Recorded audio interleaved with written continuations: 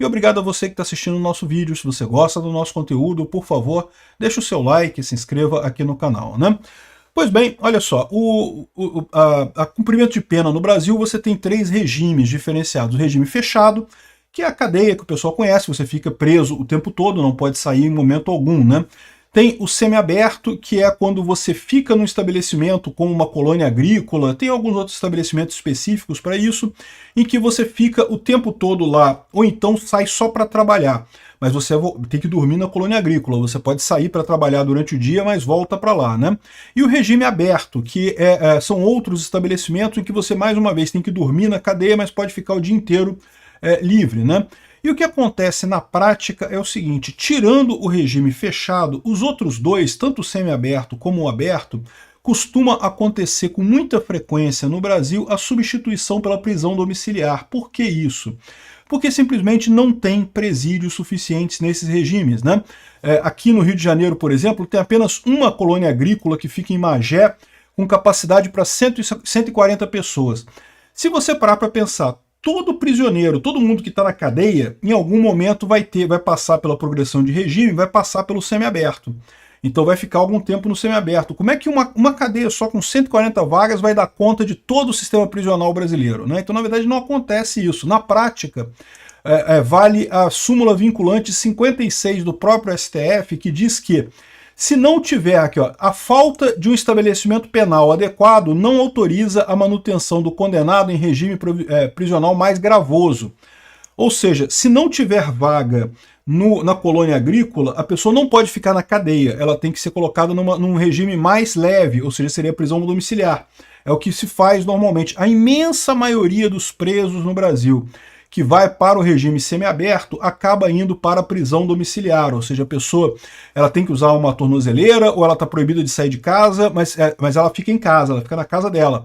Né? Prisão domiciliar. Prisão domiciliar é uma prisão, tá? Você não pode sair de casa, para nada. Não tem esse negócio, mas só para ir ali fazer não sei o que lá.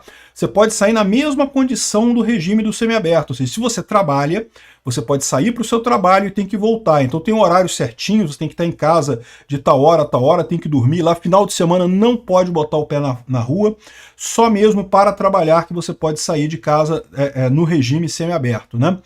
E como eu falei, mas pouquíssimas pessoas cumprem isso em regimes como, por exemplo, em colônia penal. Porque tipicamente tem muito pouca vaga e vai todo mundo para o domiciliar direto, né? Então, o que o Alexandre de Moraes fez? Ele deu um jeito de só liberar o semiaberto do Daniel Silveira quando ele garantiu que havia uma colônia, aqui ó, a capacidade local, a colônia agrícola de Magé, tem 116 presos, todos do sexo masculino, que estão cumprindo pena no regime semiaberto. A capacidade local é 140 vagas. Ou seja, o Daniel Silveira vai ficar lá, ele provavelmente vai conseguir um trabalho durante o dia, então ele vai sair durante o dia da colônia penal, mas ele tem que dormir lá na colônia penal, lá em Magé. Isso foi uma determinação do Alexandre de Moraes, né? Quem decide esse tipo de coisa, tipicamente não é o juiz que apenou a pessoa, que deu a pena, que deu a sentença.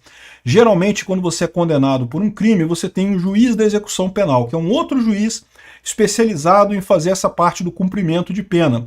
Mas adivinha, na justiça brasileira do STF, na justiça do Alexandre de Moraes, tudo é o Alexandre de Moraes que decide. Então ele é também o juiz de execução penal do caso Daniel Silveira, o que é um absurdo, que não deveria acontecer também, mas ele que define tudo, então ele faz questão disso daqui. Eu entendo que muito rapidamente os advogados do Daniel Silveira vão pedir a substituição por prisão domiciliar em função de falta de condições lá da prisão e coisa e tal, dignidade da pessoa humana. Na verdade só ficam nessas prisões as pessoas que nem tem como ir para casa, porque quem tem como ir para casa vai para casa.